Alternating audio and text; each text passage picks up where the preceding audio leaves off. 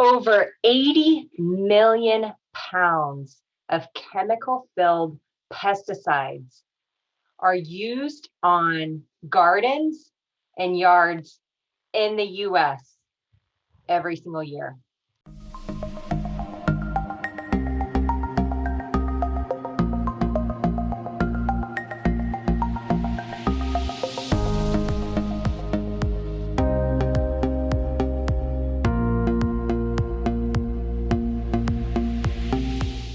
60% of pets will develop cancer at some point in their life.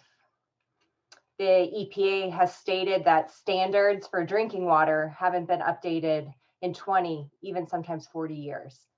This is a problem. This is why pets and people are getting sicker, why we're seeing more cancer, why we're seeing more autoimmune disease. And we don't talk about environmental toxins, ranging from what we're putting on our gardens, what we're putting on our lawns, what our neighbors are using, what are your communities using in the parks, what are you using in your house? So there are so many studies from Purdue, from Tufts, from environmental working groups, there's numerous studies that showcase that our pets are full of toxins. It's been tested in the urine, anywhere from twice as much to over 10 times the amount of chemicals are in your dog and cat's urine versus ours. This is what we're talking about today. This is an important topic that people need to know about. What's in the drinking water? What's in your house? But most importantly, what can you do to protect your pet and reduce that toxic burden so they don't develop things like cancer, so they don't develop things like allergy issues that just won't go away, that may be from a chemical burden, autoimmune disease that's really difficult to treat. I'm Dr. Katie Woodley, the Natural Pet Doctor. This is our weekly coffee talk with the doc, and this is a topic that is very near and dear to my heart because I've lost not one, but 3 pets in the past 5 years to cancer. And it was all after we moved to Fort Collins, where there's a lot of pesticide use, and it angers me because I know that it played a big part in why my 2 cats developed aggressive GI lymphoma and why Finn, our soul pup, our German Shepherd, passed away from a brain tumor. There are known links to things like glyphosate or Roundup that lead to malignant lymphoma, brain tumors in people, and it is sprayed everywhere. So I appreciate everyone showing up. If you're showing up live, definitely ask your questions. This is a really sensitive topic, and I'm very passionate about it because we don't talk about it enough. There are studies that show that when we use topical insecticides on our pets, things like Revolution, Advantage, we're hopefully repelling those fleas, those ticks, we're keeping them off of our pets so that they don't get sick. However, there's actually studies that show that when we apply these topical insecticides, only 1 to 2 times a year, it increases the risk of bladder cancer for your pets 1.6 times. 1.6 times. That's only 1 to 2 times a year. Now imagine if you're applying that every month, like it says that you should, right? Maybe you live in an area where there's heavy tick burden, right? And you're like, I don't want them to get Lyme. I don't want them to get Ehrlichia. So there's this fine balance that we have to take. However, when we apply those products more than 1 to 2 times a year, so just over 2 times, it increases 3.5 times greater risk of your dog developing bladder cancer. It's studies that have shown it. These things are chemicals we are putting into our pet's body, but those aren't the only things they're being exposed to. And that's where we need to increase our awareness. So what's in the house? Let's start with your house. What are the things that your pets are being exposed to? And why? Why do dogs, and why especially cats? Cats have one of the highest increases in chemicals in their urine and when we test their urine. And why is that? Cats suck at detoxing. They lack certain detox pathways and enzymes. And so they're really, really sensitive to chemicals in their environment. But also, let's think about, what does a cat do all day? They sleep, right? They walk around, but they also groom. So think about dust. Think about flame retardant chemicals. Maybe you just bought a new bed or furniture, or you got plastic like chairs and they're in your house and your cat's like rubbing against them. These things are actually emitting gases that we're exposed to, that your pets are exposed to. But also remember, when we walk into our house, if we don't take off our shoes, we are tracking in dust, dirt. What's in that dust and dirt? We just brought in from the outside car gas fumes, oil, pesticides that are run off from your neighbor's yard that have been sprayed on the trees. We just brought that inside. And now your cat is sitting there and it's on their fur and they're grooming it off. So they're actually ingesting it. So it's not just being absorbed through their skin, also their paws by walking on it. They're ingesting it and they can't detox it. And we start seeing things like cancer, inflammation, autoimmune disease. And we all know inflammation is not good. Chronic inflammation is not a good thing. And it can lead down that cascade to other diseases and cancer. So we need to think about, what are we bringing in? How do we decontaminate our house as best as possible? We can't avoid all these things. And I would never claim that you can. We just need to be more aware of what's going into our environment, because not only does it affect our pets' health, but it affects ours. So there's a lot that we can do to help everyone in the house. Remember, our pets are naked. They don't usually wear shoes. They usually don't wear clothes. Sometimes they do. But these are things that are really, really important. One of the important websites that I want you to write down, if you have a pen and paper near you, is called healthystuff.org. And they actually have an archived pet supply data where they test products. So they test like beds, they test your pet beds, they test toys, they test like chewables, things like that. Your pet's going to come into contact with this, whether they're laying on it, they're chewing on a toy, they're chewing on like treats, things like that. They've tested this, they put it into a database, and they found, over testing 4,500 products, over 4,500 pet products that were tested, 45% had detectable levels of one or more hazardous toxins. So these are things like heavy metals, lead, mercury, flame retardant chemicals that your pet's potentially being exposed to. So this is healthystuff.org. You can go to that. It's through the ecocenter.org, the ecology center. They're doing a lot of really neat things. So it's the archived pet supply data. If you type that in, you should be able to find it. But this is really important. So not only is your pet being exposed to like a new bed, flame retardant chemicals that have been applied, what type of synthetic materials are being used for that bed, those materials that they're laying on, are they releasing toxins and chemicals? These are all things we have to think about now, right? It's not just get a new bed and you're like, your dog loves it, great. We need to be looking at, what are these things made of? What chemicals are being used? And how do we decrease the amount of chemical toxins that our pets are being exposed to? So when we're in the house, we're back in the house, we're in the house, take off your shoes. Make sure you're using clean chemicals to clean your house, clean the floors. This was one of the number one things I would see, and I still see, especially in cats, because they're really sensitive. They don't detox well. And someone will use a cleaning product. Like right now, we're in the middle of a pandemic. You're bleaching everything, right? Your cat is not going to do well with that. They're going to be exposed to those fumes, like imagine what that smells like to them. It's so strong to us, and their sense of smells, your dogs, your cats, they're breathing those fumes, those chemicals in. And I would see cats that would have weird symptoms, and the vet couldn't figure it out. And they're like, there's something going on. And I'm like, what cleaning chemicals have you used recently? And they're like, I just bleached my whole house. And I'm like, we need to like detox this cat and help support them to get them better. And so what are some cleaning chemicals that we can use that are safe? There's a lot more products coming out, especially in the US, that are organic, that don't have a lot of these synthetic chemicals that aren't healthy for us either. We shouldn't be using these.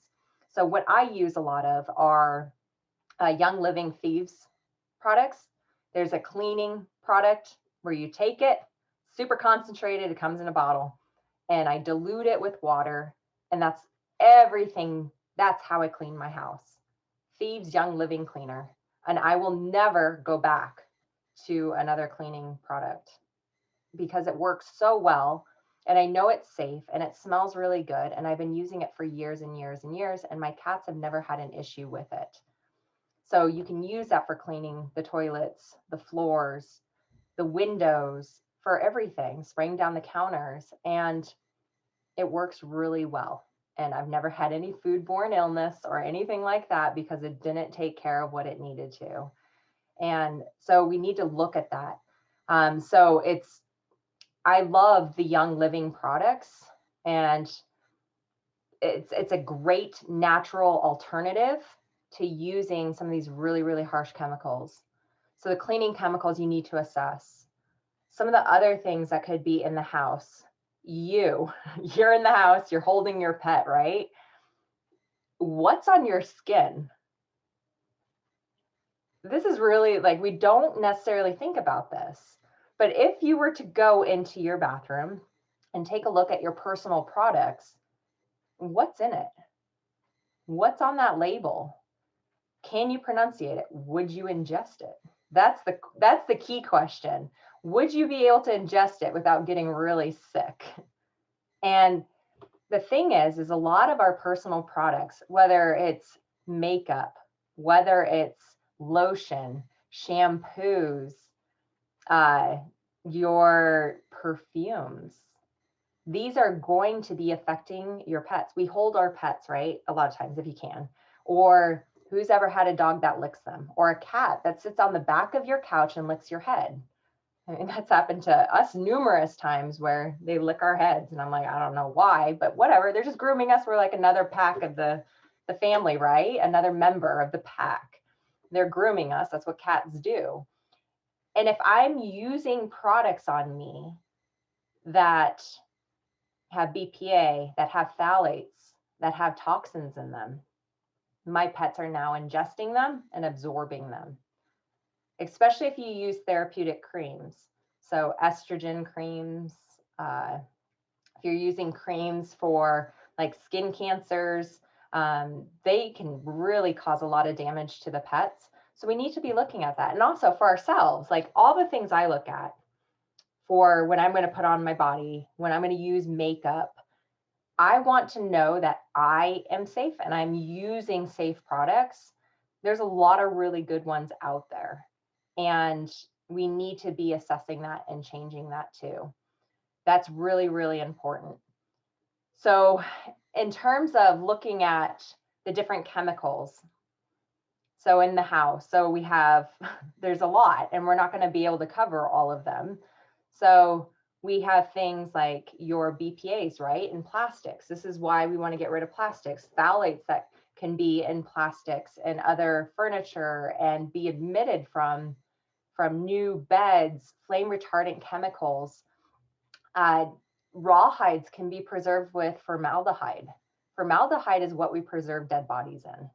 Like your pet should not be ingesting that.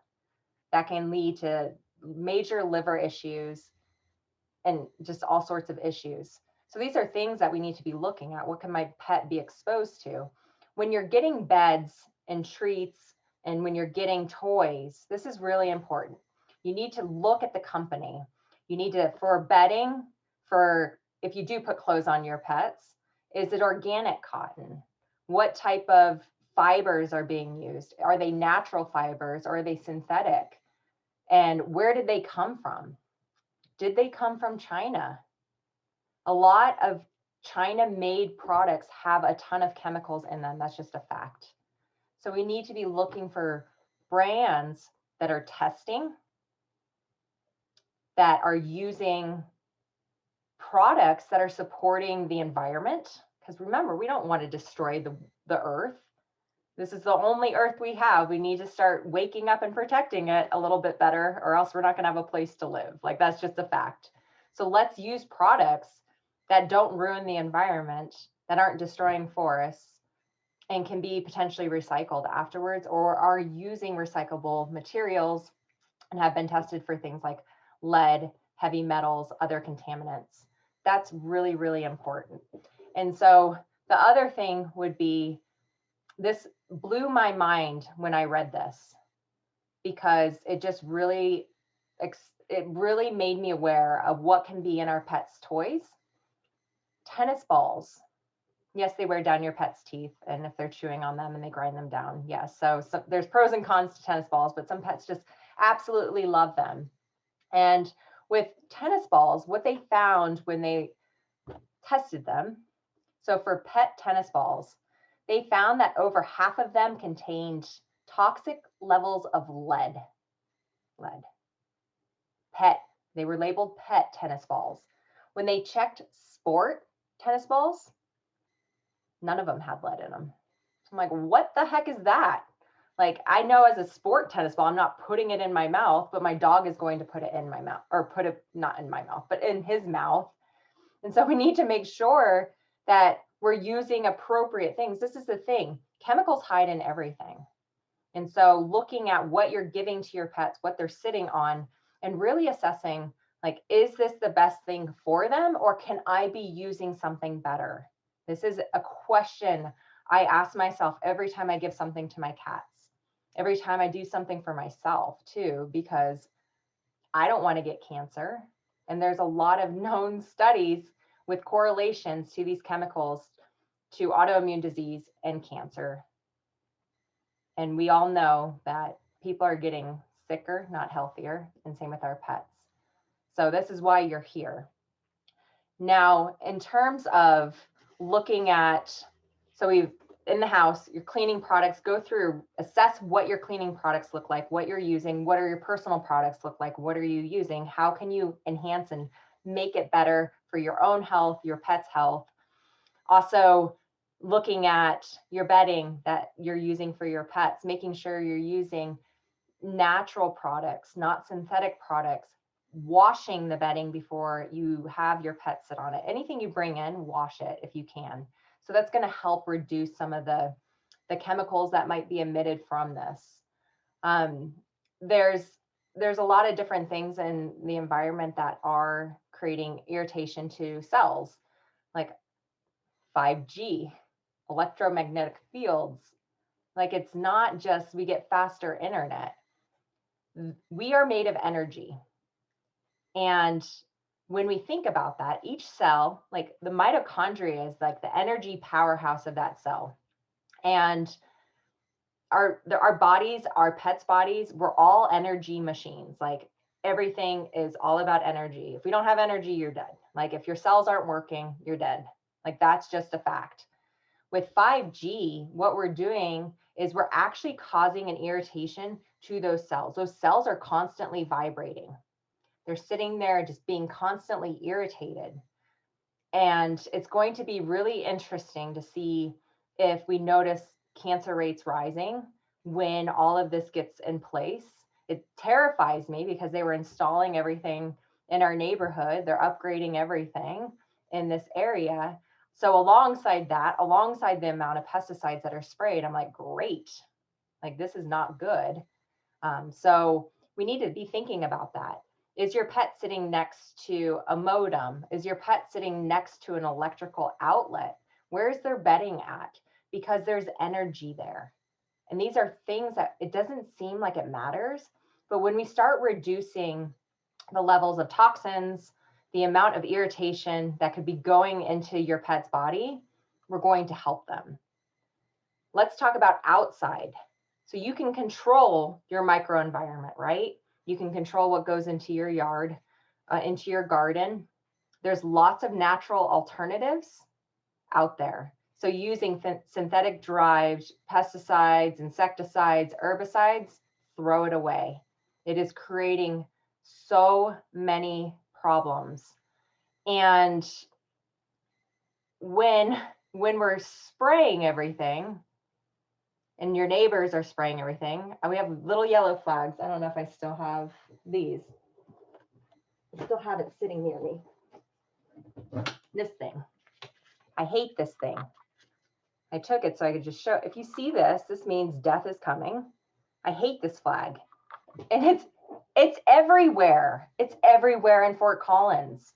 And I can tell you right now, when I look across to my neighbor's yard who sprays the heck out of their yard, my yard looks the exact same and I don't spray it. So just stop with the spraying. If you have pets, stop. You're tracking it in. Your pet is eating grass. Your pet is eating pesticides, herbicides, insecticides. We have to wake up to that. It's not good for them. And it is known to increase the risk of malignant lymphoma. It has to stop. And the thing is that when your neighbors do it, when your community does it in local parks, it doesn't stay there. With Roundup, so glyphosate, it is water soluble and it goes into the water. It goes into the water supply. It runs into the road. You walk down the road. If I want to avoid those lawns, I can't, because now it's on the sidewalks. It's in the street. It's in the creek. It's everywhere. Guess what? 70% of the water supply is contaminated with Roundup. We actually breathe it in. That's how serious this problem is. If they were to test you for glyphosate, 99.9% certain they would find glyphosate in our bodies, every single one of us. That's how prevalent this is. And it is a known carcinogen. It leads to autoimmune disease. It leads to lymphoma. It causes cancer in our pets. I know it led to my 2 cats developing aggressive GI lymphoma, Finn developing a brain tumor. We have to make a stand and stop using these products so that our yards look better. We have to, because yes, we can do our part, but we also need to inform other people that this is not okay and it's creating health problems. Like, I worry for my neighbors' pets. I'm like, they're going to get bladder cancer or they're going to get liver cancer, depending on what that lawn company is using. And some of these dogs, their breeds are already at a high risk of cancer. And it makes me really, really sad, because we can remove that. We can stop using that. The same with the insecticides, the topical insecticides. If you can, use your more natural options. Cedarside is a great company that has a lot of stuff that you can apply to your yard, to your pets.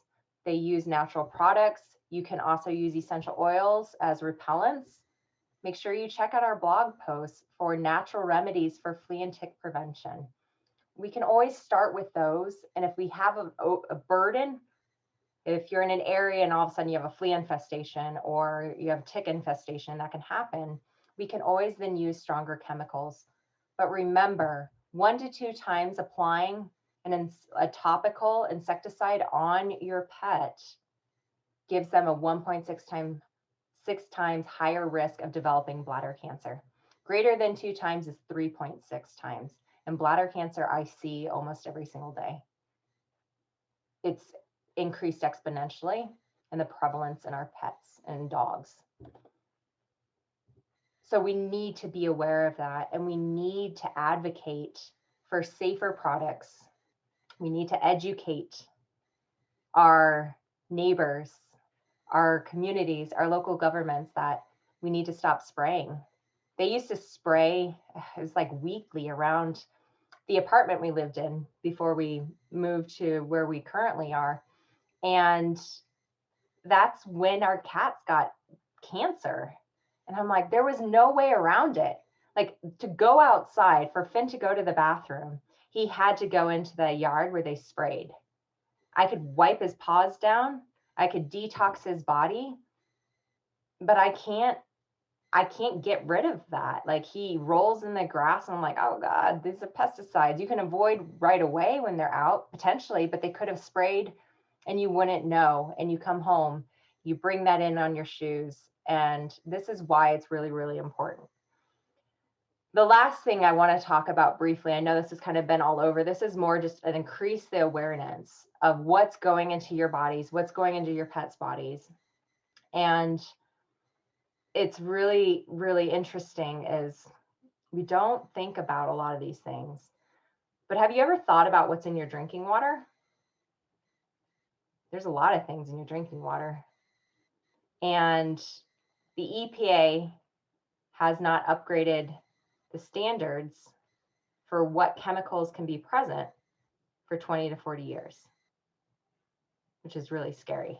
So I did a little research study, and this is really interesting. So you can go to the Environmental Working Group, EWG, I believe it's .org. That's a great company to go and check out all the things they have. They also look at all of your products, all your beauty products, and they'll tell you on a rank how toxic they are. Like, it's really eye-opening. I'm like, I'm using cancer-causing things. I need to stop doing that. And so when we're looking at water, so I went and I could check the zip code. And I was like, I don't know if I want to do this actually, but I'm going to do it anyways, because why not? Education is power, and we need to be informed. So I highly recommend doing this. This will be more for the US people. But see if there's a local group where you can check your area and see what's coming up when they do testing of that water. We had 6 things over the recommended amounts in our drinking water. And a lot of them came from byproducts from the chlorine that's added, and all of them potentially lead to cancer. And I was like, this is great. Why are we allowing this? This is not good. And the interesting thing is too, so not only that, right? So this is just showcasing like the common like chemicals that can come, but also the thing is when they clean the water, so at the plants, so that you can drink it safely, right? Like, it's not supposed to cause harm. You're drinking birth control pills, you're drinking antidepressant pills, you're drinking all sorts of conventional medicine pills, drugs, things that are going into the hormones. And the reason why is because they don't filter those out. They can't. So that's going into the water.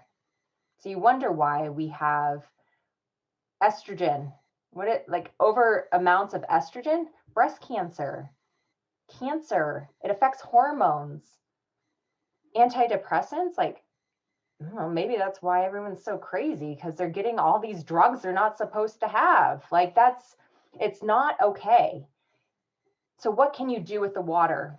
It can be really difficult to filter out the toxins, filter out the heavy chemicals, things like that. But what you can do is you can actually get water filters. You can use reverse osmosis. You can get filters that have activated charcoal.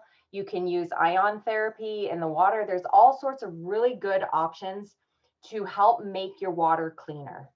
And then you're not only going to drink that filtered water, you can give it to your pets too.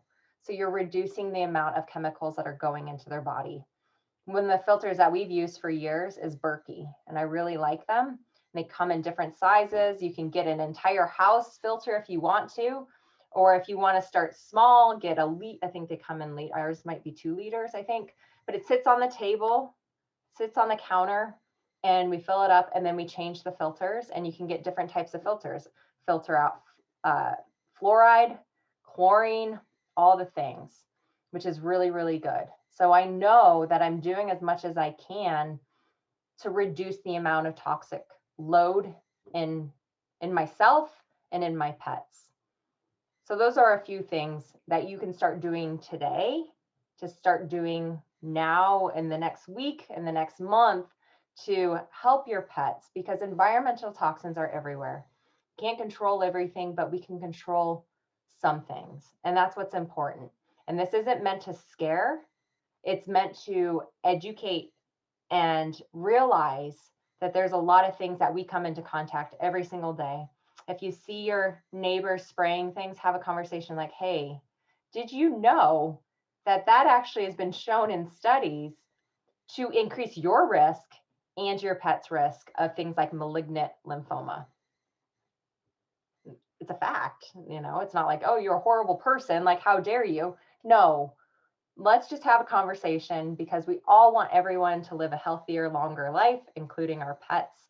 And that 60% of pets developing cancer, I'm already 3 for 3 for dogs and cats getting cancer. I'm done.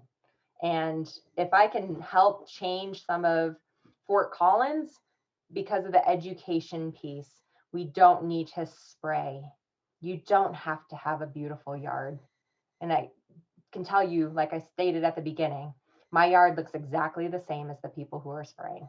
And I don't even use natural stuff on it. I'm like, I put the sprinklers on every now and then and it looks fine. So that's the thing. Like, what can you do? How can you help yourself? Take a look at those ingredients. Check out those products to reduce the toxic burden. Look at things like West Paws, Kongs. Look at also Planet Dog talks about healthy toys that you can use.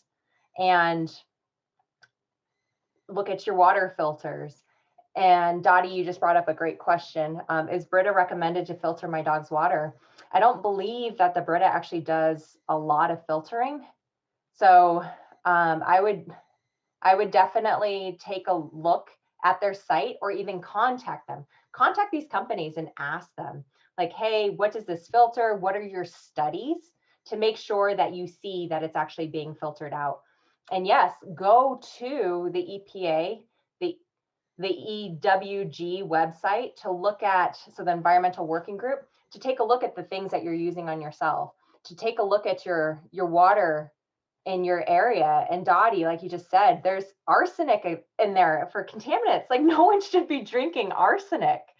And there's also, like, I looked and I was like, cool, like, oh, this is why we're getting cancer, huh? Why are we allowing that? But if we can't change the people that filter out the water, that do the water treatment, what we can change is we can get filters, we can do the things, right? We can reduce our burden in our environment to help our pets and help yourself. This will help everyone. So I hope you found that helpful. I know it was kind of all over the place, but it's very, very important we start looking at our environments and looking at how we can optimize our environments for overall health so we can live a longer and happier life. Next week, we're going to be talking about emotional health. So stress. Yes, it's been a stressful week for a lot of people, especially in the States, and that stress can lead to disease. So we're going to talk about how does your stress affect your pet's stress?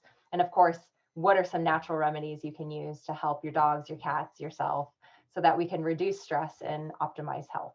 So join us then, 10 a.m. Mountain Standard Time next week. Also, make sure you check out our free Facebook group where I go live every Wednesday to answer your questions in our private community. So check that out on Facebook. It's called the Natural Pet Tribe. I'd love to see you guys there if you're not already in it.